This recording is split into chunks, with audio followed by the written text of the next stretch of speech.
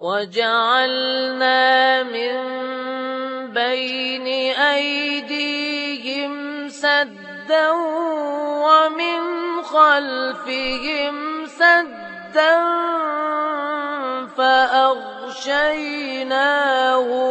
فهم لا يبصرون.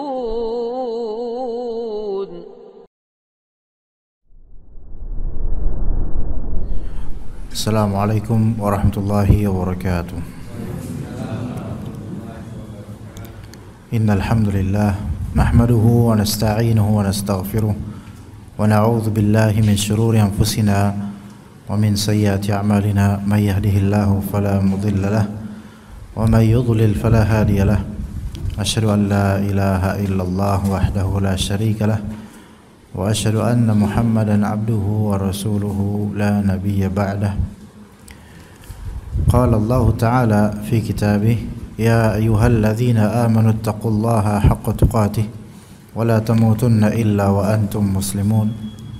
يا أيها الناس اتقوا ربكم الذي خلقكم من نفس واحدة وخلق منها زوجها وبث منهما رجالا كثيرا ونساء واتقوا الله الذي تساءلون به والأرحام إن الله كان عليكم رقيبا. يا أيها الذين آمنوا اتقوا الله وقولوا قولا سديدا يصلح لكم أعمالكم ويغفر لكم ذنوبكم ومن يطع الله ورسوله فقد فاز فوزا عظيما. فإن أصدق الحديث كتاب الله وخير الهدي هدي محمد صلى الله عليه وسلم وشر الأمور محدثاتها وكل محدثة بدعة وكل بدعة ضلالة وكل ضلالة في النار. أما بعد. Para jemaah yang dirahmati oleh Allah Azza wa Jalla, para bapak, para ummahat yang diberkahi kehidupannya oleh Allah Azza wa Jalla, kita insyaallah meneruskan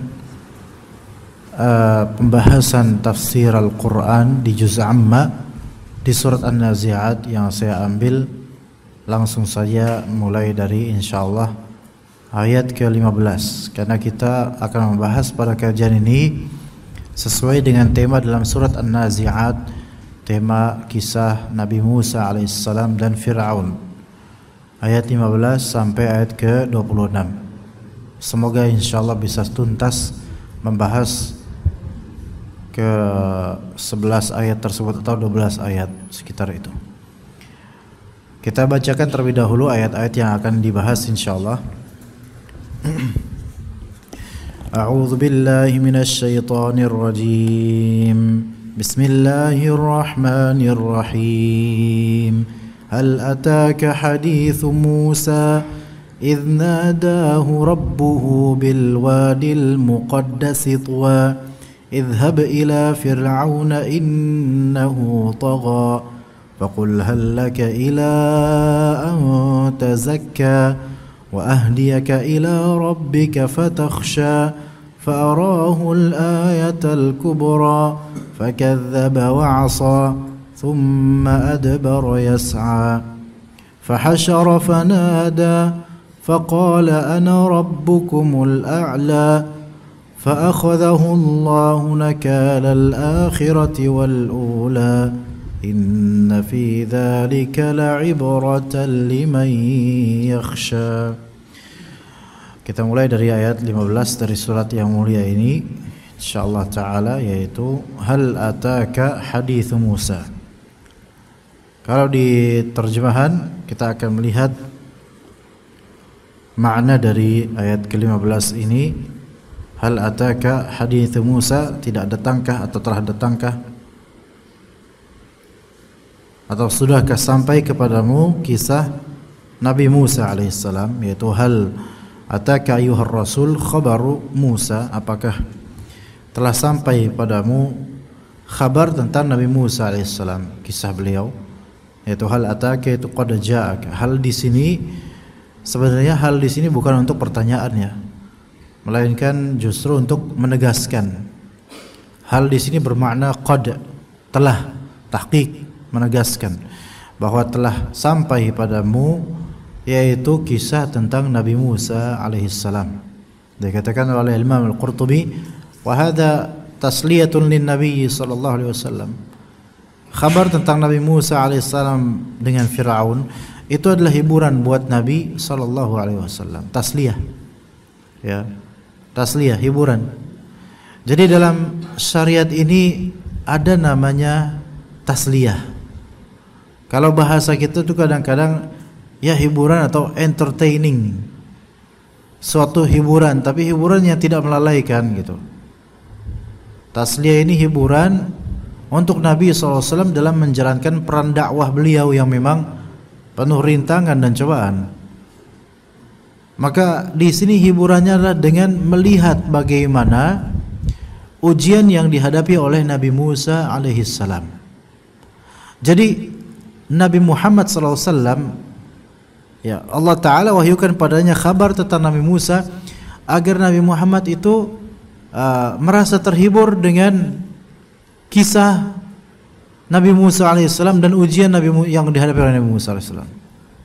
Kalau memang bahasa baku kasarnya, terhibur dengan ujian orang lain, tapi bukan dalam konteks buruk.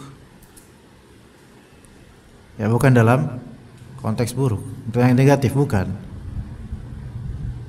Apa poin ini bisa sampai nggak ke hati kita? Maksudnya orang yang kena musibah itu, orang yang dia lagi diuji kena musibah itu butuh tasliyah, hiburan gitu loh. Butuh hiburan, ya. Dan hiburan ini supaya meredam kesedihan atau meringankannya gitu.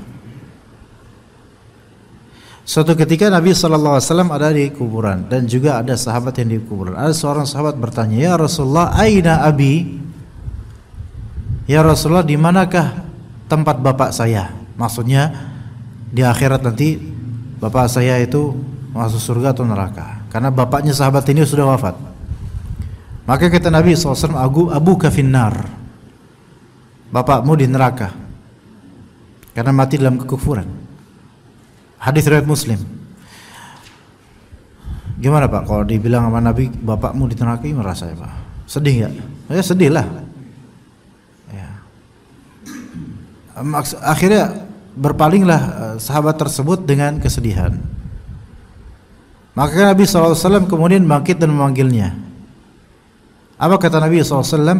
Abi wa abuka finnar. Bapakku, kata Nabi SAW, dan bapakmu ada di neraka. Apa faedah yang bisa kita sampaikan? Ya, yang bisa kita tarik di sini, ikhwan, para jemaah sekalian. Pertama, faedahnya bahwasanya beliau sallallahu alaihi wasallam tidak akan mengatakan suatu kabar gaib melainkan pasti itu wahyu dari Allah Azza wa Jalla. Itu satu. Dan kedua, kabar gaib apapun yang Rasulullah sampaikan walaupun bertentangan dengan logika kita misalnya, atau bertentangan dengan perasaan lembut kita misalnya, maka kita harus lebih pro kepada perkataan Nabi dan kabar dari beliau daripada mengikuti perasaan kita atau logika kita. Justru logika muslim adalah menerima apapun yang Rasulullah SAW sampaikan. Masuk logika atau enggak, pokoknya logikanya muslim adalah ikut Nabi SAW. Jika tidak, maka bukan pengikut Nabi berarti. Itu yang kedua. Yang ketiga, ini menunjukkan bahwasanya orang tuanya Rasulullah SAW, khususnya bapaknya karena disebut abi, bapakku, itu memang penghuni neraka di akhirat nanti, karena mati bukan dalam keadaan muslim. Dan itu sama sekali tidak mencederai kemuliaan Nabi SAW sama sekali. Karena nenek moyang Nabi SAW adalah Nabi Ibrahim. Dan Nabi Ibrahim alaihissalam bapaknya muslim, bukan kafir.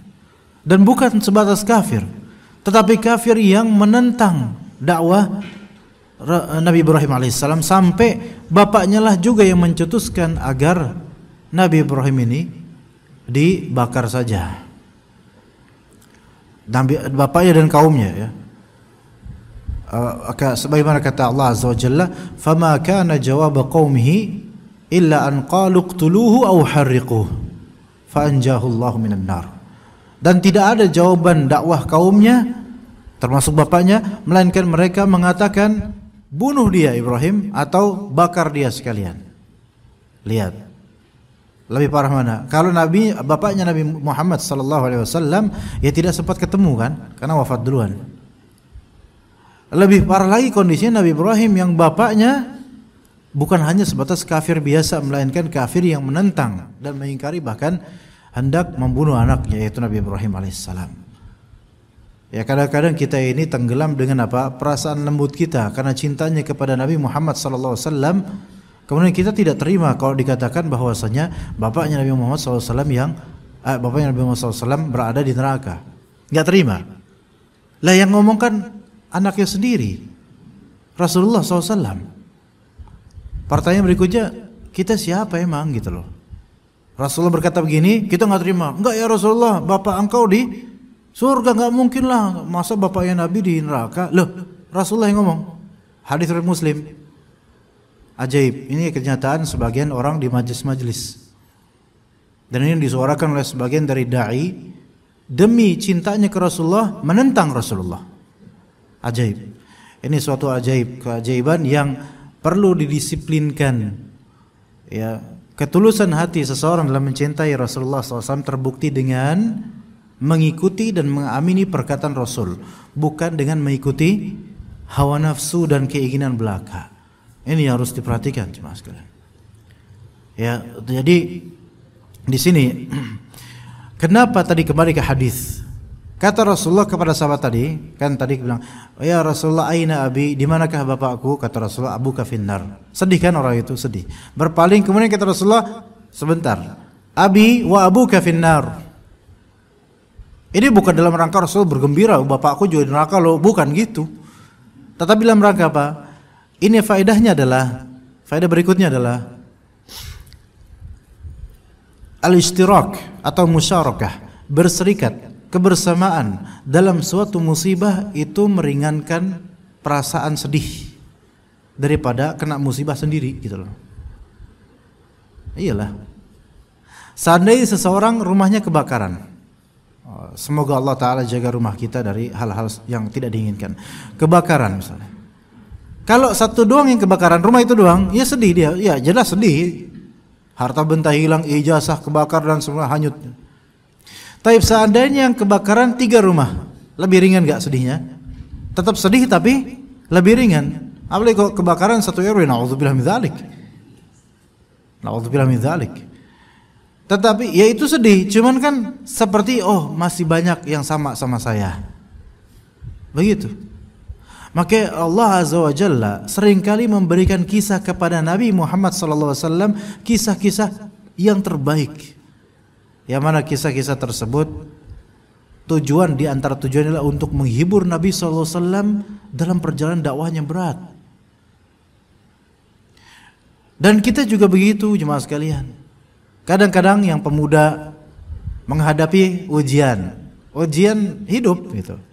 Antara orang tuanya bilang, "Tenang nak, dulu ibu juga begitu. Tenang nak, bapak dulu cerita." Dengar cerita bapaknya yang ternyata lebih nelangsa daripada dia. Dia ujiannya apa? Ya ujiannya paling macet di jalan, telat terus dimarahin dosen, terus di apalah pokoknya ya. Tapi dulu bapak itu dulu kalau ke sekolah, ke kampus itu jalan kaki loh, sampai ngelewatin sungai dan dengar itu, ya Allah, bapak saya lebih sengsara daripada saya. Akhirnya lebih kuat gitu loh.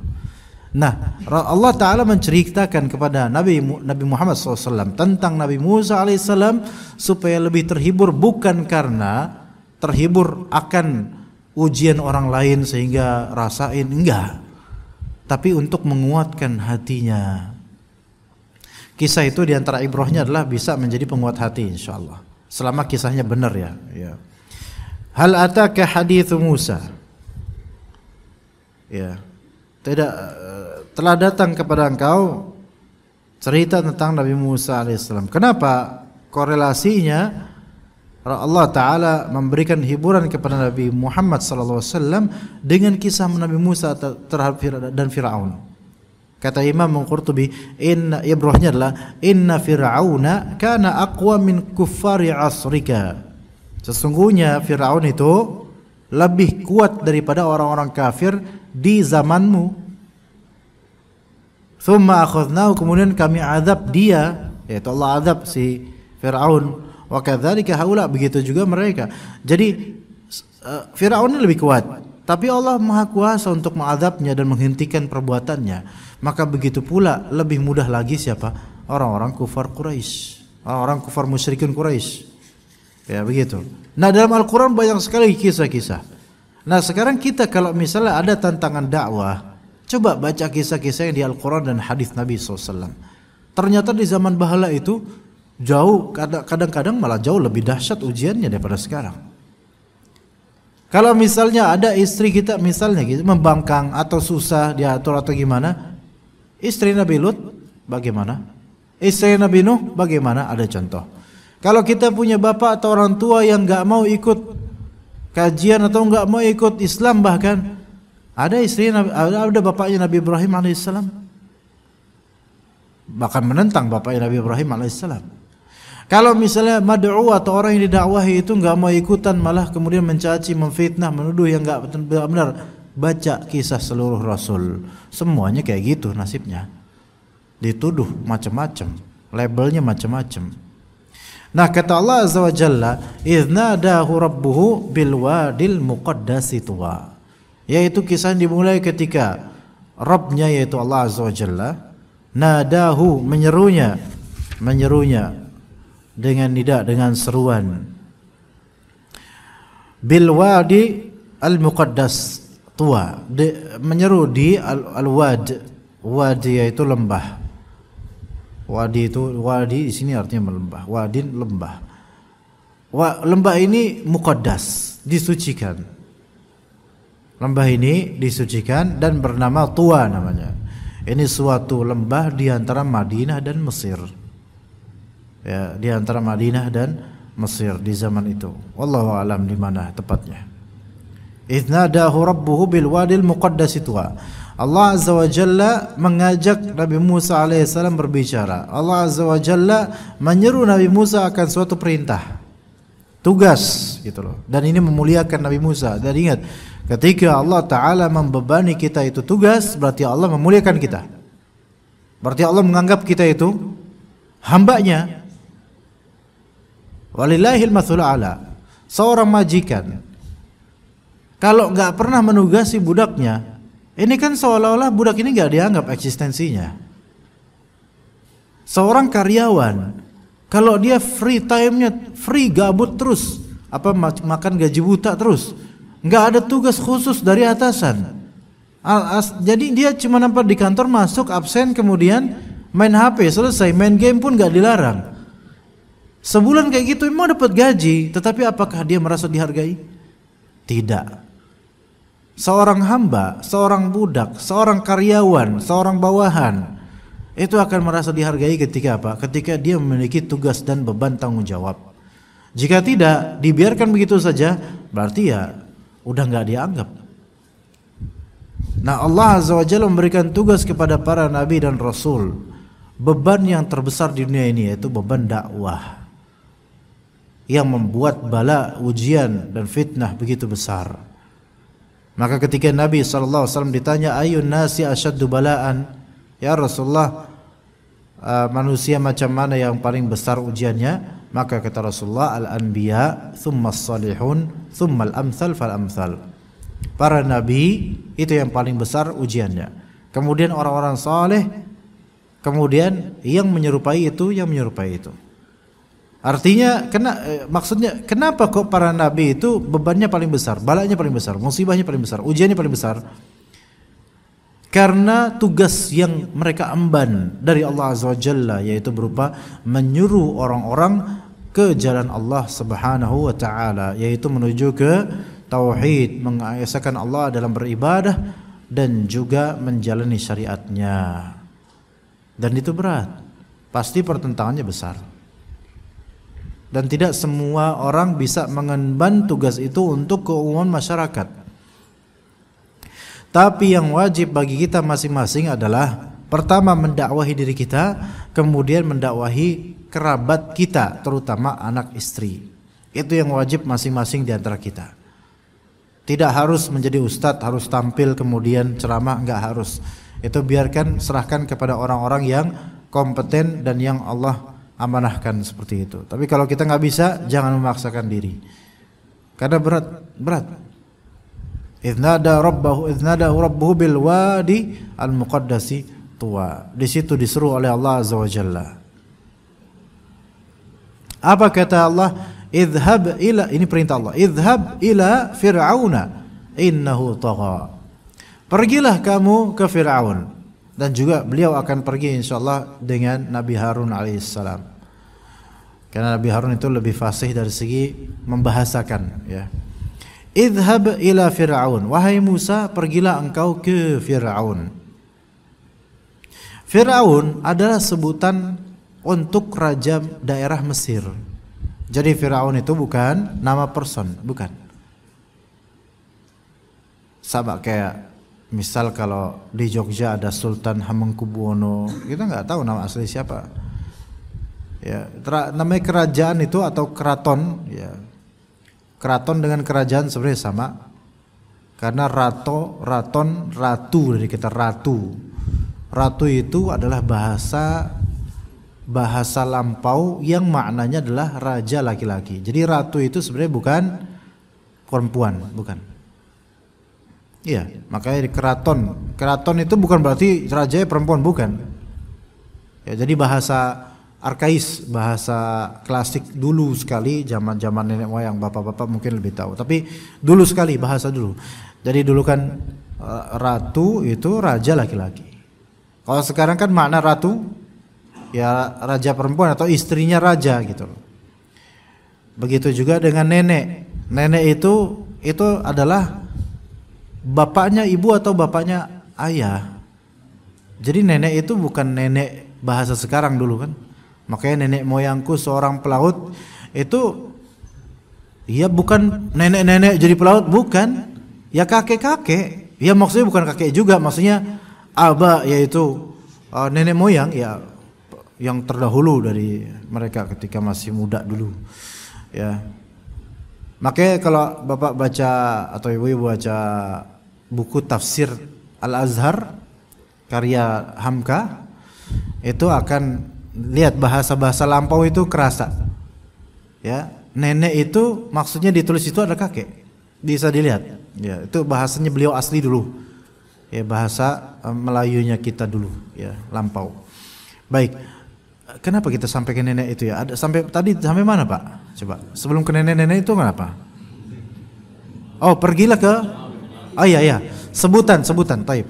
Nama julukan untuk apa? Untuk raja di kerajaan atau keraton. Kalau misalnya di Persia, Kisra. Kalau misalnya di Romawi, apa namanya? Astagfirullahaladzim. Kerajaan Romawi rajanya apa namanya? Hah? Kaisar. Ya, Caesar. Ya. Kalau di Yaman, Raja Yaman dijadikan apa? Najasyi, Raja Najasyi. Itu bukan nama orang, nama gelar, ya gitu. Nah, idhab ila Fir'aun, datanglah ke Fir'aun. Fir'aun ketika itu raja ketika itu. Entah siapa nama raja aslinya, itu para ulama berselisih dan tidak penting juga siapa namanya. Makanya kalau kita lihat fosil-fosil itu kan ada Fir'aun keberapa, semua itu Fir'aun. Ya, dan itu beda-beda zaman itu. Ya, kan dibalsemin mereka. Ya, Fir'aun ini, Fir'aun itu. Kemudian dikatakan ini Fir'aun yang di zaman Nabi Musa. Ya, katanya begitu. Tapi begini, kita tuh sebenarnya nggak harus tahu detail Fir'aun yang mana. Yang digambar-gambar fosil itu yang udah ribuan tahun itu. Manakah Fir'aun Nabi Musa? Pertanyaannya apa ibrohnya antum tahu Fir'aun Nabi Musa yang mana? Coba. Terus kenapa kau Fir'aun Nabi Musa? Mau dipanggil balik gitu? Enggak. Udah enggak ada ibroh itu. Yang penting di sini di Al-Qur'an Allah tidak menginginkan kita untuk lebih detail tahu tentang itu. Yang terpenting adalah kita ambil ibroh supaya kita lebih beriman dan beramal saleh. Itu tujuannya, bukan tujuannya lebih atau melampaui batas mengetahui ini. Idhab ila Fir'aun. Kenapa Allah Ta'ala merintahkan Nabi Musa untuk pergi ke Fir'aun? Innahu tagha. Sesungguhnya Fir'aun yaitu melampaui batas, yaitu jawazal qadra fil isyan, telah melampaui kadar dalam kemaksiatan, keterlaluan, kebangetan zalimnya. Maka itu pertama, pergi dulu kamu wahai Musa, kemudian kata Allah, faqul hal laka ila an tazakka wa ahdiyaka ila rabbika fatakhsha. Kemudian katakanlah kepada Firaun, jangan datang bukan cuma untuk diam, melainkan apa? Untuk berdakwah, mendakwahi penguasa, mendakwahi Firaun, dari penguasa yang sezalim-zalim penguasa, lebih zalim daripada rata-rata penguasa di zaman sekarang. Umumnya di zaman sekarang Firaun itu lebih zalim lagi, karena lihat nanti perkataannya dia. Ya, faqul, katakanlah kepada Firaun nanti, hal laka ila an tazakka. Ya, apa di sini maknanya kalau di Indonesia kan, apakah engkau mau, ya, adakah keinginanmu untuk membersihkan diri dari kesesatan? Ya, wahai Firaun, mau enggak engkau tatazakka, yaitu engkau membersihkan diri. Maksudnya membersihkan diri yaitu, kata Al-Qurtubi, tuslim fatathura minadz-dzunub. Maukah engkau masuk Islam? Islam di zaman Nabi Musa, Islam versi syariat Nabi Musa alaihissalam. Karena semua agama Nabi itu sama, Islam secara umum, tapi syariatnya berbeda.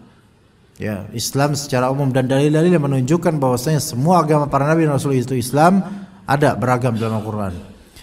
Tuslim, engkau masuk Islam wahai Firaun, sehingga engkau bebas atau bersih dari dosa-dosa.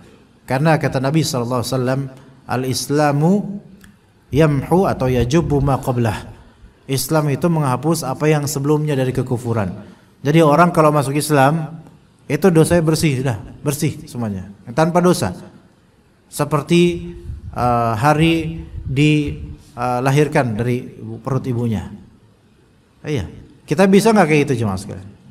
Bisa, dengan beberapa cara. Di antaranya taubat secara mutlak untuk semua dosa, taubat betul-betul bisa, insyaallah. Ada yang kedua, ada cara yang kedua supaya bersih dari dosa. Sama sekali, sampai seperti hari dilahirkan ibunya, kata Nabi SAW. Puasa Ramadan.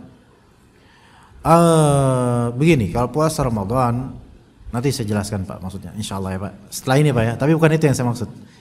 Ya, kalau puasa Ramadan dibarengi dengan taubat benar-benar, insyaallah bisa, insyaallah. Tapi nanti akan saya bahas sedikit insyaallah. Kata Nabi SAW, man ata hadzal bait falam yarfuth walam yafsuq thumma yarji' falam yarfuth walam yafsuq thumma raja'a kayaumi waladathu ummuhu. Barang siapa yang datang ke rumah ini, al-bait di sini maksudnya apa? Mekah, Ka'bah, Masjidil Haram. Barang siapa mendatangi rumah ini, yaitu Masjidil Haram, ya, kemudian dia tidak melakukan rafath. Rafath di sini yaitu melakukan jima atau muqaddimah jima, ya, bercumbu dan semisalnya. Walam yafsuq, dan tidak berkata buruk. Pokoknya tidak berbuat maksiat lah di situ. Kemudian dia pulang, maka dia pulang dalam keadaan seperti dilahirkan oleh ibunya. Sebagian ulama mengatakan hadis ini mencakup umrah dan haji. Umrah dan haji. Kalau ikhlas dan tidak melakukan dosa-dosa ketika itu, apalagi dibarengi taubat, maka pulang dengan bersih. Namun dalam hadis lain Nabi SAW menjemputkan secara khusus, yaitu barang siapa yang berhaji ke bait ini, yaitu wallahu alam, sepertinya wallahu alam mungkin haji, ya. Jadi berhaji mabrur, dalam hadis lain laisa lahul jaza illal jannah, tidak ada lagi balasan kecuali surga, khalas, orang yang cepat masuk surga. Tetapi ya kita berharap semoga umrah pun masuk, ya, maksudnya karena haji itu kan penungguannya itu luar biasa. Mudah-mudahan juga umrah bisa masuk, dan mudah-mudahan semua dari kita Allah Ta'ala rezekikan umrah dan haji ke Baitullah Al-Haram. Amin. Itu di antara cara. Kalau tadi Bapak bilang puasa, ya puasa bisa membersihkan seseorang, sahih. Ya. Karena puasa ini memang menghapus dosa-dosa. Tetapi sebentar, kalau dipahami bahwasanya Idul Fitr itu adalah hari kita kembali ke fitrah dalam artian seperti dari nol, yaitu dosa kita bersih semua totali, tidak. Itu dikembalikan ke personnya kalau itu. Enggak serta-merta kalau misalnya 30 hari atau 29 hari selesai puasa, ini hari raya Idul Fitri. Mana kembali ke fitrah. Sebenarnya yang lebih tepat fitr di sini iftar, isim masdarnya iftar, yaitu makan-makan. Makanya nggak boleh puasa di hari Idul Fitri dan juga hari Idul Adha. Kalau di hari Idul Fitr karena ini ending dari setelah puasa untuk membandingkan, membedakan dari puasa. Kalau Idul Adha nggak boleh puasa karena apa? Karena memang ini hari untuk penyembelihan dan makan-makan gitu loh. Maka nggak boleh berpuasa di hari Id. Jadi Bapak dari tadi Idul Fitri tidak melazimkan bersih 100% semua orang, enggak begitu. Itu kembali ke bagaimana puasa orang itu dan apa yang dia lakukan saat puasa. Apakah dia taubat atau enggak gitu jemaah ya. Taib ila anta zakka kata Allah Taala faqul hal laka ila anta zakka. Mau enggak engkau membersihkan dirimu dengan masuk Islam. Jadi masuk Islam itu bisa membersihkan seseorang dari segala dosanya yang di kekufurannya dulu. Jadi dia dari nol, kecuali dosa-dosa yang berkaitan dengan hak manusia. Ya. Itu tidak bisa serta-merta ditaubatkan dengan masuk Islam belaka, melainkan dia harus mengembalikan hak manusia itu atau minta maaf, meminta kehalalan darinya. Makanya kalau ada mu'allaf ya, kemudian mau masuk Islam, mau mu'alaf, ya syahadat la ilaha illallah Muhammadur Rasulullah. Terus bilang ke dia, punya hutang enggak, Pak? Pernah nilap uang orang enggak, Pak? Pernah korupsi enggak, Pak? Dan seterusnya.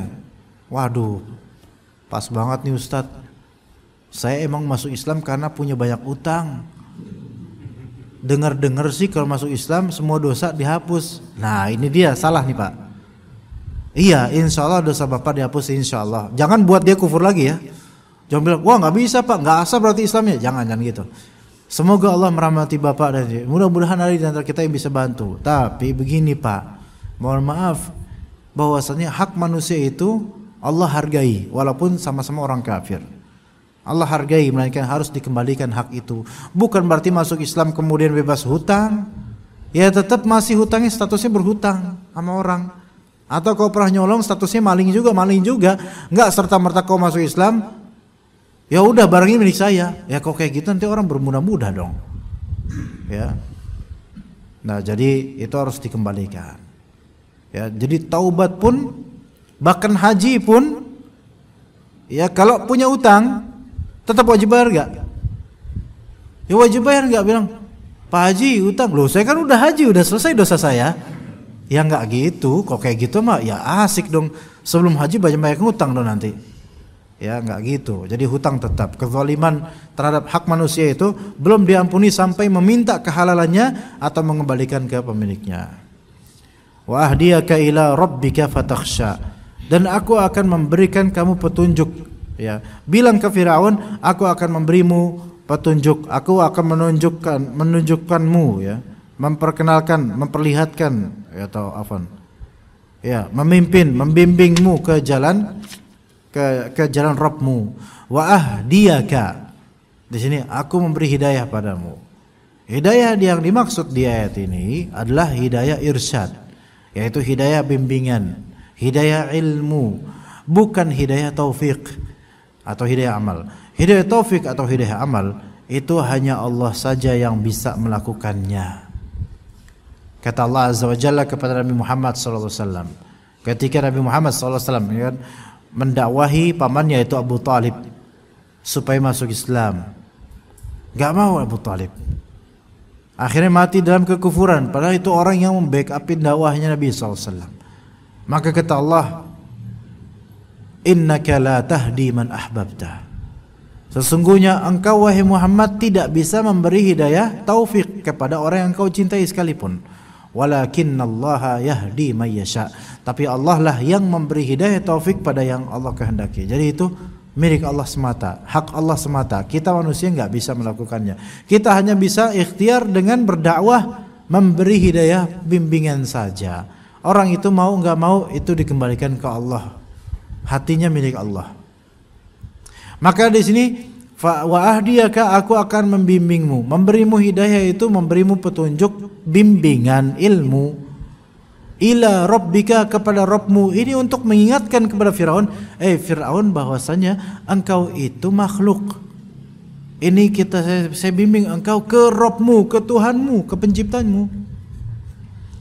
Ya, itu seruan. Fatakhsha, sehingga engkau takut terhadapnya. Itu tujuannya. Maka di sini ada faedah jemaah sekalian. Allah Ta'ala memerintahkan Nabi Musa alaihissalam pergi ke Firaun, ajarkan dia, bilang kepada dia, mau enggak membersihkan diri dengan masuk Islam? Aku beri petunjuk kepadamu berupa ilmu. Fatakhsha, hingga engkau takut. Sampai situ aja, udah itu aja. Pesankan ke Firaun seperti itu. Lihat kalimat endingnya apa? Lihat di sini. Idhab ila, berarti kan suruh ikhtiar, suruh usaha. Usahalah wahai Musa, jalan ke Firaun. Dulu kan enggak ada pesawat, enggak ada mobil. Jalan ke Firaun, jalan gitu, ke kerajaannya gitu. Usaha, harus berani, harus usaha. Jalan. Ya. Bilang, bukan cuma datangin terus diam gitu. Harus, ayo jelaskan. Ajak ke Islam supaya bersih. Bimbing Firaun itu. Ini menunjukkan bahwasanya penguasa itu harus dibimbing oleh orang berilmu agama. Nggak bisa jalan sendiri dengan keputusan dan egonya. Barang siapa yang berjalan sendiri dengan keputusan ego para penguasa, chaos jadinya, hancur dan saling memakan satu sama lain, tembak menembak satu sama lain. Harus ada ulama, tapi bukan ulama penjilat. Ulama yang memang berdasarkan wahyu dalam berkata tentang agama Allah, bukan berdasarkan seberapa tebal atau seberapa nominal transferannya, bukan. Ya, kalau itu mah itu ulama dunia. Itu yang disebut oleh para ulama usu, yaitu ulama jelek, ulama usultan, ulama penguasa, dan itu buruk sekali. Ya. Bilang ke beliau, bilang ke Firaun, aku akan membimbingmu. Fatakhsha, dan ujungnya supaya kamu takut.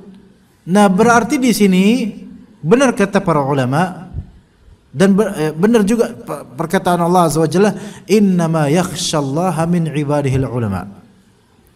Sesungguhnya yang takut pada Allah itu dari hamba-hambanya hanyalah para ulama, yaitu orang berilmu. Dan pada kata Imam Ahmad dan lainnya, innamal ilmu khasyah. Sesungguhnya ilmu itu adalah rasa takut kepada Allah.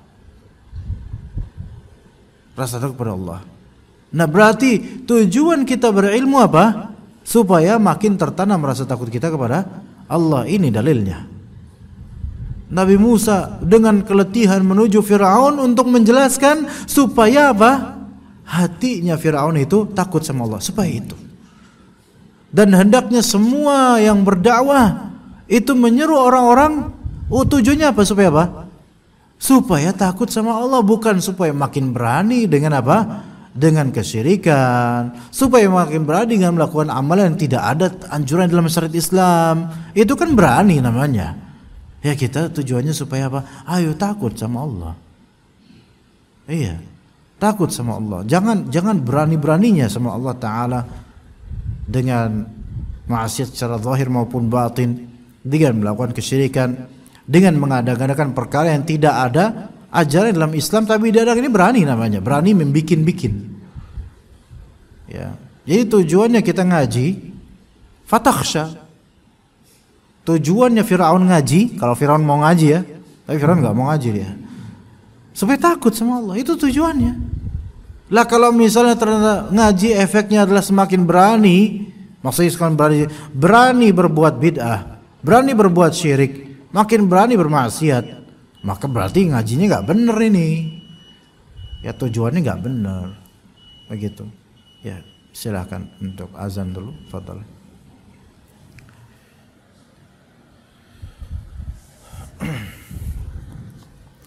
Baik.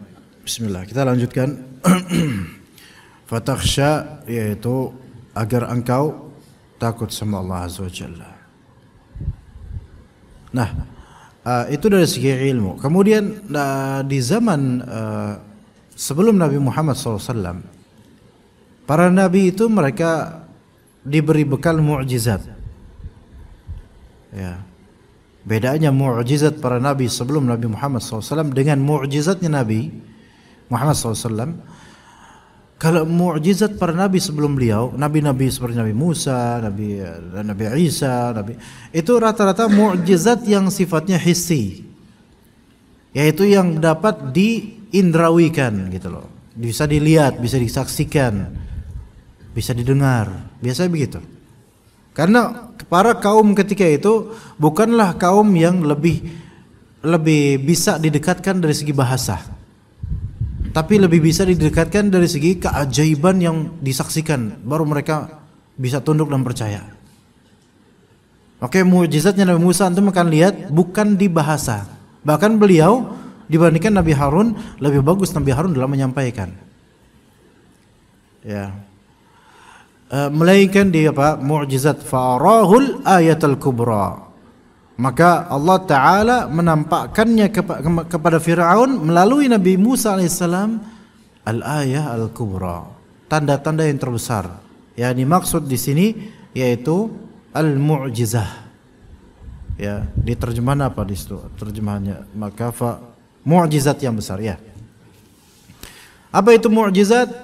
Ada dikatakan oleh sebagian ulama yang dimaksud di sini al-asa, yaitu tongkat. Nabi Musa memiliki tongkat. Ya kan tongkat itu bisa pernah memukul batu, kemudian tumbuh darinya mata air 12, ya 12 mata air ada. Juga ketika menghadapi para penyihir Firaun, dengan tongkat itu dilempar menjadi ular yang benar ular gitu loh. Ya, itu mukjizat. Kemudian dengan tongkat itu Nabi Musa alaihissalam dengan izin Allah Ta'ala memukul ke laut dan membelah lautan. Itu satu pendapat. Pendapat lain bahwasanya mukjizat di sini yang diperlihatkan kepada Firaun adalah al-yadul bayda tabruqu kasyams, yaitu tangan yang putih yang mengkilap gitu seperti matahari. Jadi ini terus tangan putih sekali. Lihat mukjizatnya Nabi Musa alaihissalam, ya, dan mukjizat lainnya. Itu rata-rata mukjizat yang sifatnya bisa diindrakan. Sedangkan lebih spesial lagi mukjizat Nabi Muhammad SAW ada yang seperti itu, ada. Dan ada mukjizat Nabi Muhammad yang sifatnya ma'nawi, yaitu berupa Al-Quran. Iya, berupa Al-Quran. Jadi pendekatan dari segi bahasa dan pemahaman. Ya.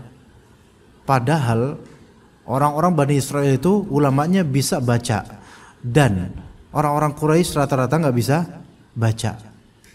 Tapi diturunkan Al-Quran. Cuman orang Quraisy ini, orang-orang Arab itu, peradaban kesusastraan bahasanya lebih tinggi dibandingkan Ibrani dan lain-lain, Hebreu dan lain-lain. Iya, dari segi kesusastraannya, bukan dari segi bisa baca bisa tulisnya, bukan. Tapi dari segi nilai bahasanya lebih tinggi. Makanya bahasa Arab itu nilai kesusastraannya tinggi sekali. Bagi yang memahami dan pelajari, Anda yakin gak ada bahasa yang seperti bahasa Arab. Namun orang-orang Barat itu akan berusaha untuk menutupi hal itu. Mereka itu lebih orang-orang Barat akan lebih memenangkan English, yang sebenarnya itu kan gabungan dari bahasa Anglo-Saxon dan juga beberapa bahasa Eropa.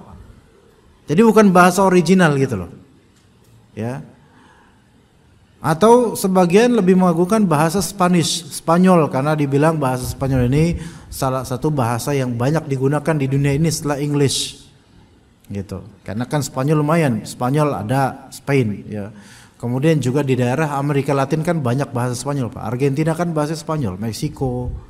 Makanya orang-orang USA, Amerika yang asalnya dari Meksiko itu, mereka disebut Hispanic. Hispanik, Spanyol gitu, orang Spanyol. Al-muhim, di sini mukjizatnya Nabi Musa alaihissalam sebenarnya tampak gitu loh. Makanya Bani Israel itu pernah minta kepada nabinya, ya, agar diturunkan kepada mereka apa? Ma'idatan minas sama. Apa namanya? Maidah. Hidangan, meja makan, meja hidangan gitu dari langit gitu loh. Lihat mereka tuh baru mau beriman kayak gitu loh. Yaitu ditampakkan pada mereka tuh keajaiban-keajaiban. Nah, kalau orang-orang sekarang, apalagi orang kampung, baru mau dengar dakwah ustadznya kalau udah bisa sholat di atas air, ini Bani Israel juga nih kayaknya.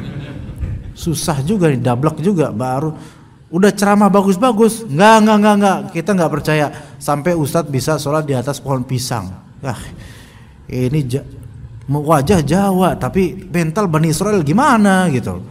Bukan rasis, tapi emang kayak gitu bisa terjadi, mental tuh bisa sama. Apa enggak cukup dengan kita bacakan Al-Quran yang jelas penjelasannya, udah ikutin. Masa saya harus terbang dulu baru sampean percaya? Ya, begitu. Kadang-kadang orang desa tuh kadang-kadang baru, ya itu mungkin dulu ya. Kalau sekarang baru mau ikut kalau apa? Banyak duitnya baru, ya ini juga nggak bener karena ini mental Bani Israel juga. Ada di akhir surat Al-Baqarah tuh ada sebutan seperti itu. Yaitu kisah Talut dan Jalut. Pelajari itu jemaah, itu bisa dilihat bagaimana Bani Israel. Wah ini pemimpin kita ini kan nggak punya banyak duit, ngapain kita ikut dia gitu loh. Gitu ya. Ya. Farahul ayatul kubra, udah diberikan tanda-tanda mukjizat itu. Wah enggak. Fakadzdzaba wa 'asa, maka Firaun tetap kekeh mendustakan Nabi Musa alaihissalam, wa 'asa, dan bermaksiat kepada Rabbnya. Jadi kadzdzaba di sini mendustakan Nabi Allah, dan 'asa yaitu mendurhakai Allah.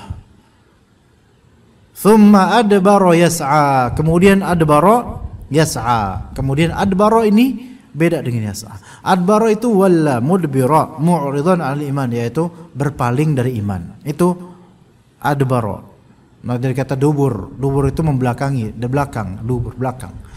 Jadi kemudian Firaun membelakangi, yaitu berpaling, membelakangi. Yas'a di sini artinya ya'malu bil fasad fil ard, yaitu membuat kerusakan.